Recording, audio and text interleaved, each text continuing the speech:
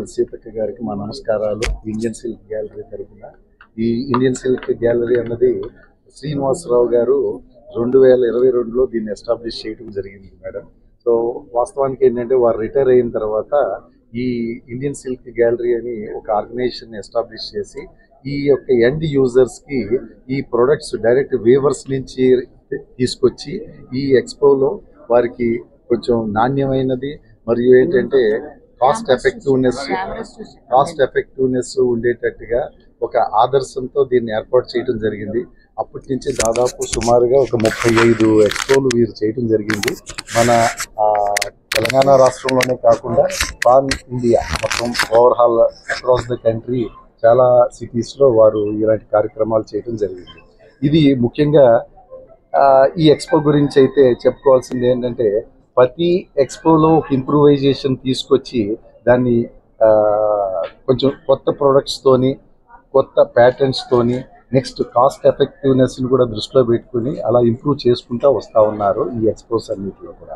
ఇది ముఖ్యంగా ఈ ఎక్స్పోని ఏంటంటే మనకి ఈ తెలంగాణలో ఉన్న బోనాలు ఒక ఫెస్టివల్ని దృష్టిలో ఉంచుకుని మరియు వరలక్ష్మి వ్రతం దాన్ని కూడా దృష్టిలో ఉంచుకుని ఈ ఎక్స్పోని ఈ 5వ తారీఖు నుంచి 13వ తారీఖు వరకు వారు ఏర్పాటు చేయడం జరిగింది.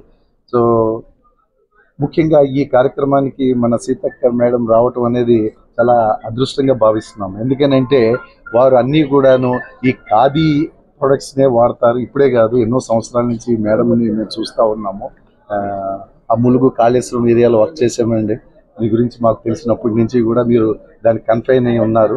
సో మీరు ఈ కార్యక్రమానికి వచ్చి ఈ ప్రోడక్ట్ని ఈ యొక్క ఖాదీ ప్రొడక్ట్స్ని దాన్ని ఒక ప్రజలకి దృష్టికి తీసుకువెళ్ళడానికి సహకరించినందుకు ఈ ఇండియన్ సిల్క్ ఎక్స్పో తరఫున కృతజ్ఞతలు. నన్ను ఈరోజు ఈ సత్యసాయి నిగమంకి ఆహ్వానించినటువంటి శ్రీనివాసరావు గారికి, అదేవిధంగా ప్రవీణ్ కుమార్ గారు, Indian silk central silk board నుంచి మరి ప్రవీణ్ కుమార్ గారు కూడా రావడం జరిగింది. ఏదైనా కూడా ఎంతో కష్టపడి ఉత్పత్తి చేస్తూ ఉంటారు చేనేత కార్మికులు. ముఖ్యంగా ఇక్కడ మరి వివిధ రాష్ట్రాల నుంచి కూడా సిల్క్ సారీస్ తీసుకురావడం జరిగింది. ఒక్కొక్క రాష్ట్రానికి ఒక్కొక్క ఐడెంటిటీ ఉంటుంది. మన దగ్గర కూడా రకరకాల గద్వాలు, పోచంపల్లి, మరి నారాయణపేట ఇట్లా ఏదైతే కాటన్ ఎట్లయితే ఉందో పోచంపల్లి కూడా మనము సిల్క్ సంబంధం చేస్తూ ఉంటాం, గద్వాలు కూడా చేస్తూ ఉంటారు. ఇక్కడికి రావడం జరిగింది.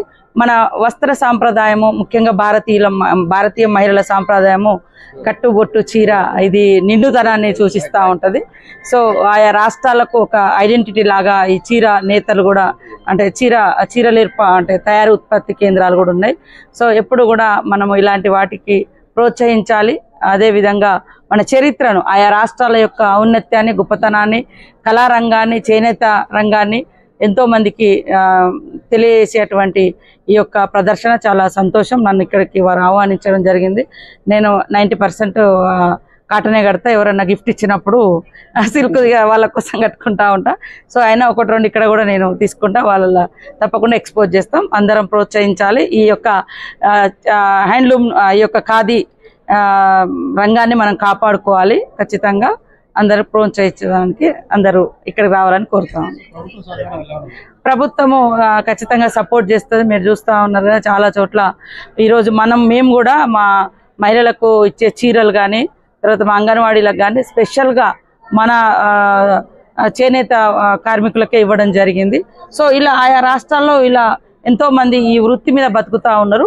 ఖచ్చితంగా ప్రత్యేకమైనటువంటి ప్రోత్సాహం ఇవ్వాలి. వాళ్ళకి కావాల్సినటువంటి ఫెసిలిటీస్ కానీ ఇక్కడ నుంచి మనం అన్ని సౌకర్యాలు సపోర్ట్ తప్పకుండా ఉంటుంది. నేను ఎక్కువ కాటనే కడతా, చూస్తా ఉన్నా. ఖచ్చితంగా 1-2-3 చీరలు అయితే కొనుక్కుంటా, సిల్క్ కూడా కొనుక్కుంటా.